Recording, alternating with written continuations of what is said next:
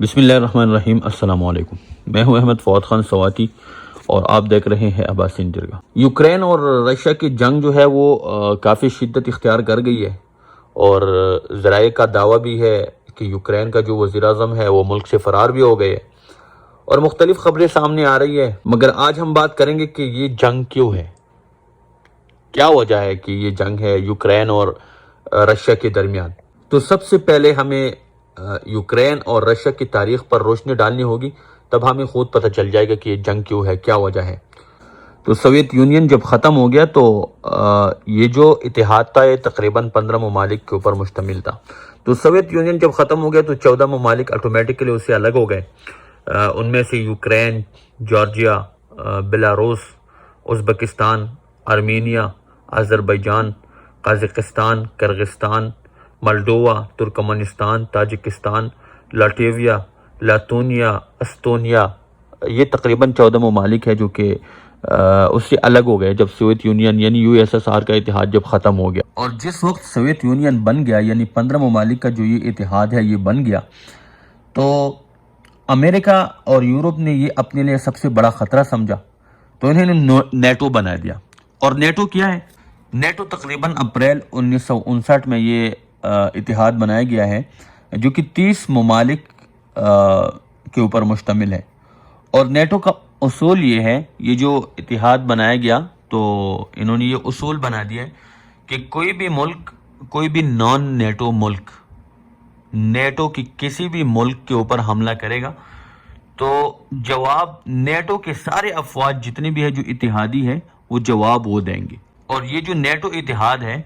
یہ امریکہ کی سربراہی میں بنایا گیا۔ اب جب 1991 میں سوویت یونین ختم ہو گیا، جو 15 ممالک کا جو اتحاد تھا وہ ختم ہو گیا۔ اب جس وجہ سے بھی ختم ہو گیا وہ ایک الگ میٹر ہے، ایک الگ بات ہے، اس کے اوپر کسی اور وقت بات کریں گے۔ تو جب سوویت یونین ختم ہو گیا تو ظاہری بات ہے اس سے جو 14 ممالک تھے وہ الگ ہو گئے، تو امریکہ نے موقع سے فائدہ اٹھاتے ہوئے یہ کوشش سٹارٹ کر دی کہ انہیں 14 ممالک میں سے ہمیں، ظاہری بات ہے وہ تو رشیا کے پڑوس میں ہے زیادہ تر، تو انہوں نے یہ کوشش سٹارٹ کر دی کہ ان ممالک میں سے ہمیں کوئی اتحادی مل جائے تاکہ ہمیں رشیا کے سرحدوں تک رسائی مل جائے اور ہم وہاں پہنچ کر اپنے اتحادی کے ذریعے اور رشیا کی طاقت کو ختم کریں۔ ان کی کوشش تو پہلی سی تھی لیکن پہلے وہ کامیاب نہ ہو سکے۔ اب جب سوویت یونین ختم ہو گیا تو ان کو موقع ملا، تو انہوں نے کوشش سٹارٹ کر دی کہ یہاں پہ کوئی بھی اتحادی ہمیں مل جائے تاکہ ہمیں رشیا کی سرحدوں تک رسائی مل جائے۔ تو 1991 میں سوویت یونین ختم ہونے کے بعد امریکہ نے موقع سے فائدہ اٹھایا اور یوکرین کو نیٹو میں شامل ہونے کی دعوت دی، اور تقریباً امریکہ نے اسی وقت یوکرین کو اتحادی بنا ہی لیا، وہ مان گئے۔ اب جب انہوں نے اتحادی بنا لیا تو پوری دنیا کو پتہ چل گیا کہ کہاں رشیا اور کہاں امریکہ، یعنی امریکہ کو یوکرین سے کیا فائدہ ہو سکتا ہے۔ پوری دنیا کو پتہ چل گیا کہ صرف یہ فائدہ ہے کہ امریکہ کو رشیا کی سرحدوں تک کسی اتحادی کے ذریعے رسائی چاہیے، مگر رشیا کوئی چھوٹا بچہ تو ہے نہیں، وہ سب سے بڑا دنیا کے اندر سب سے بڑا انرجی والا ملک ہے، وہ چھوٹا ملک تھوڑی ہے کہ کوئی سازش کے ذریعے آسانی سے قابو کر لے گا۔ اب رشیا نے ابھی تک کچھ نہیں کہا، مگر جب یوکرین نے باقاعدہ طور پر نیٹو میں شامل ہونے کی درخواست دے دی تو رشیا نے اس کو اپنے لیے خطرہ سمجھ کر یوکرین کو وارننگ دی کہ خبردار ایسے غلطی کبھی نہ کرنا، ہمیں پتہ ہے کہ تو کیا کرنے جا رہا ہے۔ مگر یوکرین نے کوئی پرواہ نہیں کی اور اپنی سازش کو برقرار رکھتے ہوئے انہوں نے درخواست جمع کر دی، انہوں نے امریکہ کو درخواست دے دی۔ اور ظاہری بات ہے رشیا کو پتہ ہے کہ یہ کیوں نیٹو میں شامل ہو رہا ہے اور امریکہ کیوں اس خطے میں انٹر ہو رہا ہے، ان کا تو یہی وجہ ہے، بس ان کو تو کوئی فائدہ نہیں مل رہا، باقی فائدہ صرف یہی ہے کہ امریکہ رشیا کی سرحدوں تک ان کو رسائی چاہیے کسی اتحادی کے ذریعے، کیونکہ دوسرا تو طریقہ تو ہے نہیں، تو انہوں نے یہ طریقہ سلیکٹ کر لی انہوں نے، اور امریکہ ہمیشہ سازش ہی کرتی رہتی ہے، تو انہوں نے یوکرین کو اپنا اتحادی بنا لیا اور ابھی باقاعدہ طور پر انہوں نے نیٹو میں درخواست دے دی۔ تو رشیا کو پتہ چل گیا، ان کو پتہ چل گیا کہ ہمارے لیے سب سے بڑا خطرہ ہے۔ پہلے تو انہوں نے کچھ نہیں کہا،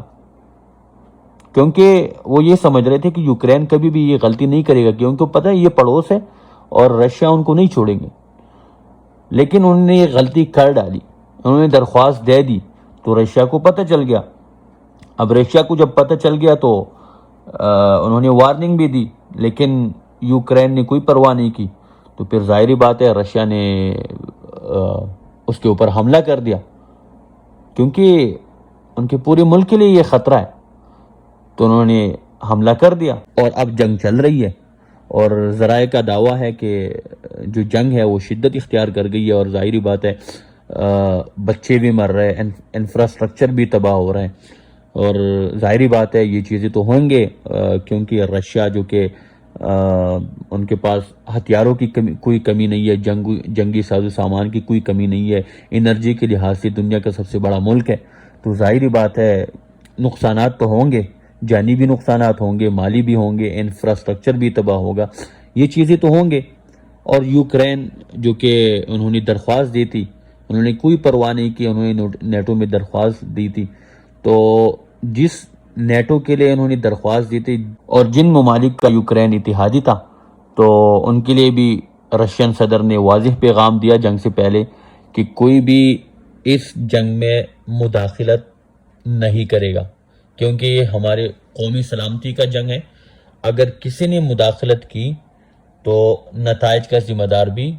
وہی ہوں گے۔ اب بات یہ ہے کہ بڑے بڑے ممالک یہ دعویٰ کر رہے ہیں کہ پاکستان کا اس جنگ میں بہت بڑا کردار ہے، تو سب کچھ واضح ہے۔ عمران خان ابھی ریسنٹلی رشیا کا دورہ کر کے آیا ہے، تو یہ جو دورہ تھا یہ طے ہوا تھا جنگ سے پہلے، اب بیچ میں جب جنگ آ گیا تو ظاہری بات ہے عمران خان تو بہادر انسان ہے، اس نے تو منسوخ نہیں کیا دورہ، کیونکہ ملکی مفاد میں دورہ تھا، وہ گیا اور وہاں پہ عمران خان نے بیان بھی دے دیا، عمران خان نے اسٹیٹمنٹ بھی دیا کہ بھائی ہم کسی گروپ کا حصہ نہیں ہیں اور ہم جنگ کے خلاف ہیں اور ہم امن چاہتے ہیں، البتہ کسی بھی دو ممالک کے بیچ میں کوئی جنگ ہو تو ہم صلح کا کردار ادا کر سکتے ہیں، باقی ہم جنگ کے خلاف ہیں اور ہم کسی بھی گروپ یا کسی بھی بلاک کا حصہ نہیں ہے اور نہ رہیں گے، کیونکہ ہم پر امن ملک ہیں، ہم امن چاہتے ہیں دنیا کے اندر، اور کسی بھی دو ملکوں کے درمیان اگر کوئی تنازع ہو یا جنگ ہو تو ہم اس کے اندر صلح کا کردار ادا کر سکتے ہیں۔ باقی عمران خان نے دو ٹوک الفاظ میں واضح کر دیا کہ ملکی مفاد میں دورہ تھا اور میں کر کے آیا ہوں، مجھے تو نہیں پتا تھا پہلے جب ہم دورہ طے کر رہے تھے تو ہمیں کیا پتا تھا کہ جنگ ہوگی، لیکن اب جنگ سٹارٹ ہوئی ہے تو ملکی مفاد میں میں دورہ کینسل نہیں کر سکتا۔ تو عمران خان نے واضح پیغام دیا کہ ہم نہ اس جنگ کا حصہ ہیں نہ رہیں گے، نہ کسی بلاک کا یا کسی گروپ کا ہم حصہ نہ ہے نہ رہیں گے، بلکہ پاکستان پر امن ملک ہے۔